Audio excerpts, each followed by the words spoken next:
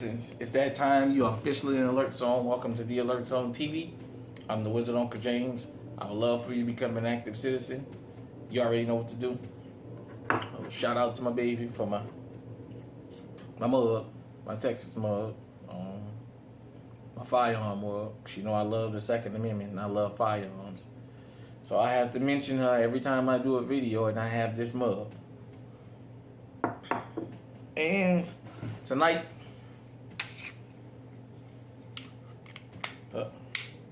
it's clear, but I'm rolling with Big Ugly tonight. Hollowed out. Shout out to Guns and Journey.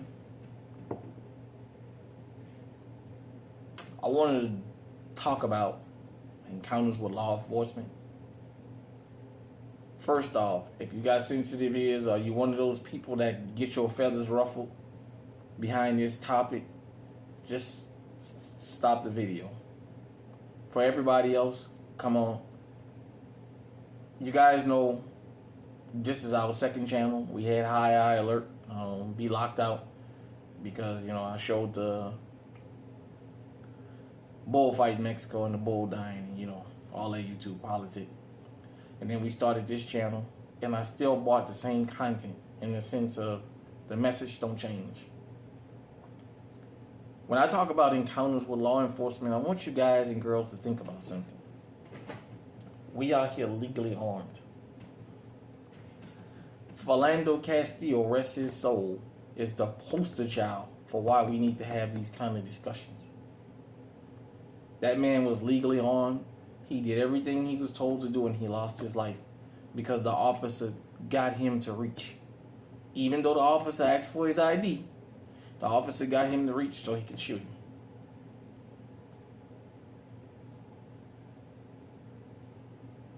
I like to have these discussions with everybody because I've been through the things that I talk about on this channel. A lot of these things, dealing with law enforcement, I've been through this. And I just like people to think about your number one goal when law enforcement stop you is to survive the encounter.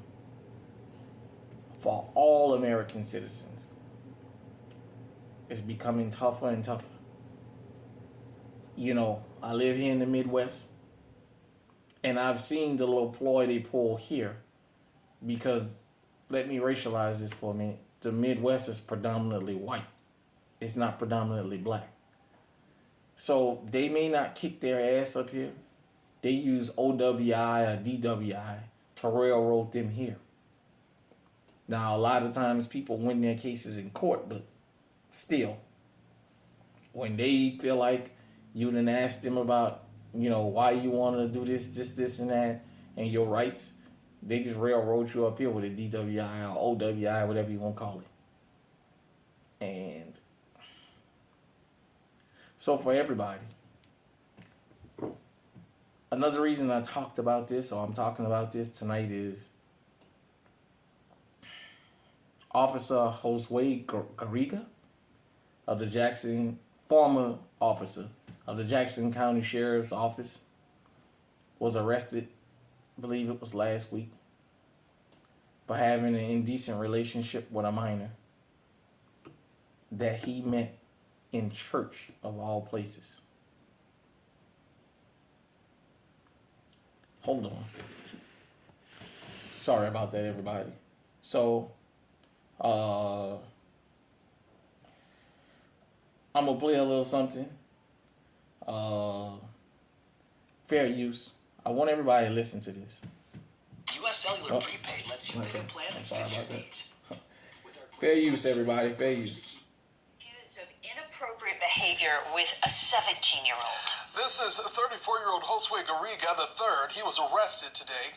Here's three things you need to know tonight at 11 about his arrest and the investigation by the Clay County Sheriff's Office today.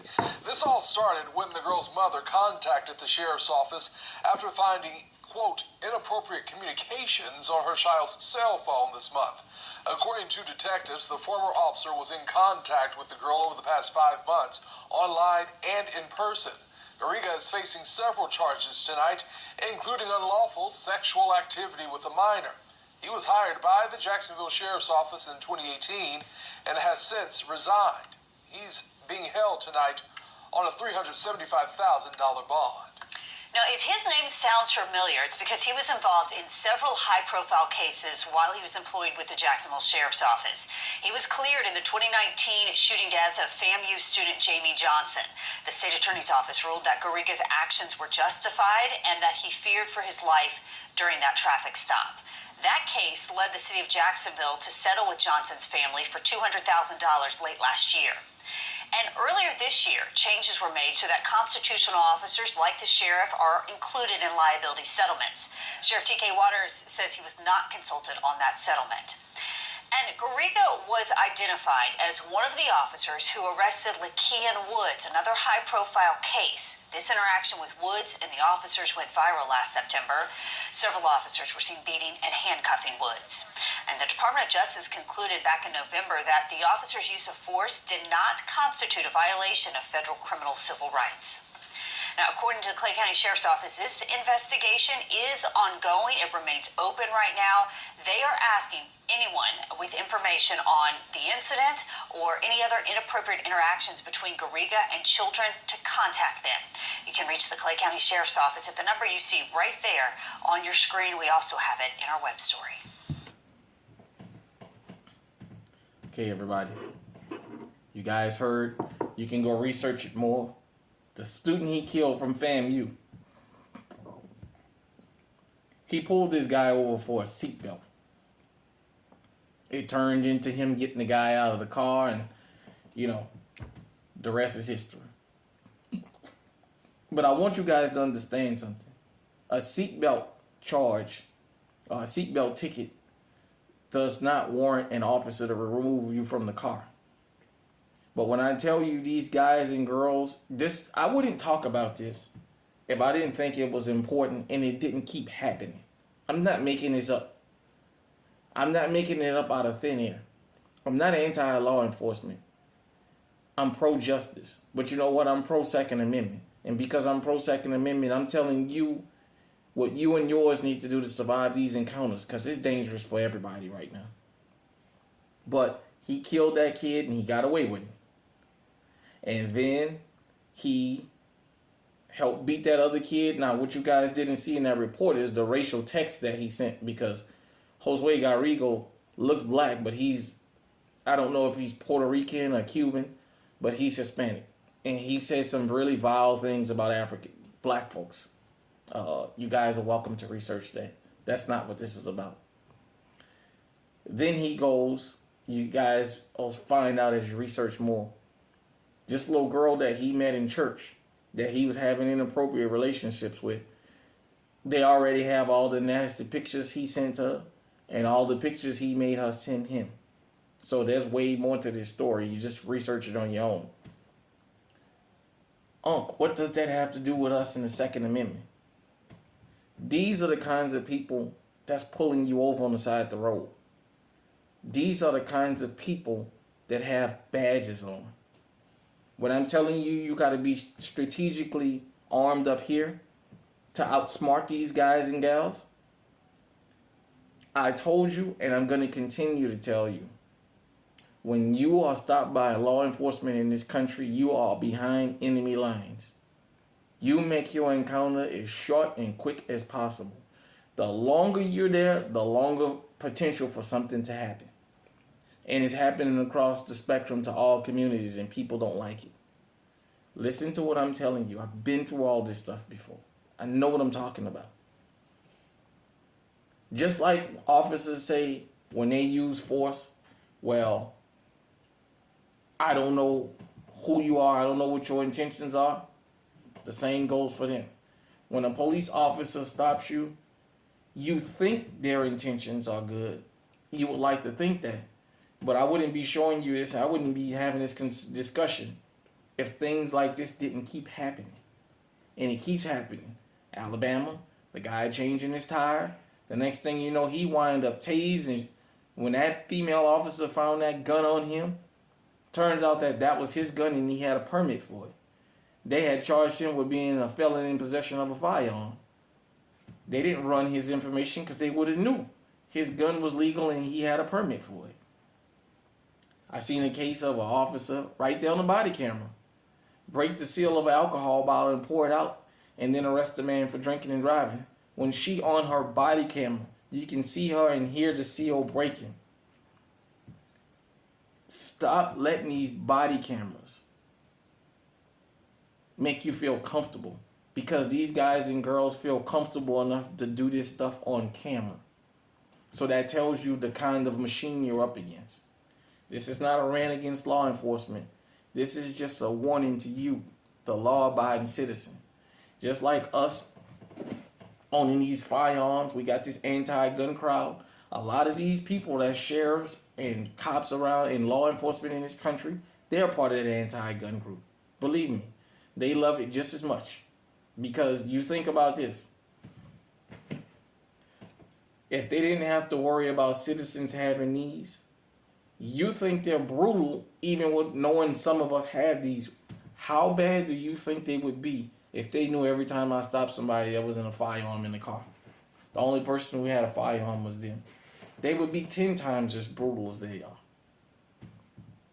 So, driver's license, registration, insurance, your ID. Once you let them know, because in some states, in some cities, you have to let law enforcement know you have a legally owned firearm on you, or you can be arrested for illegal possession of a weapon. You'll probably win in court, but it's just a headache of jumping through all the hoops. Make your encounter as quick as possible. These guys and girls feel bold enough to violate your rights on camera. You don't have to argue and scream with them. If you're not recording, but their body cam is on, they'll violate your rights right in front of the camera. You can win that down the line. Arguing with these dudes and chicks on the side of the road can lead to your death. There could be a Josue Garriga. I told you, a lot of times when law enforcement stop you in this country, they're looking for a reason to escalate the situation. Because if they wouldn't, this stuff wouldn't be happening. I wouldn't be talking about it. The civil forfeiture laws. There's all kinds of things that these guys and girls are trained to do. They're trained to escalate situations. Use this. Some people might say, well, you sound like a coward, blah, blah, blah. I'm sitting here to tell you the story. I lived and survived enough encounters that I can tell you about them word for word. I'll tell you that. Sometimes you got to use this one before you use this one. If you use this one and not this one first, this one can lead you to prison or the graveyard. This one can potentially save you from prison and the graveyard. So I just wanted to put it out there to everybody. These things keep happening. We as law-abiding citizens, the government has turned its back on us a long time ago. A lot of them have made it clear they don't want us armed. We as law-abiding citizens have to always remember, when law enforcement pull you over, you are behind enemy lines and you have to survive the encounter. I want you to always think about that. Survive the encounter.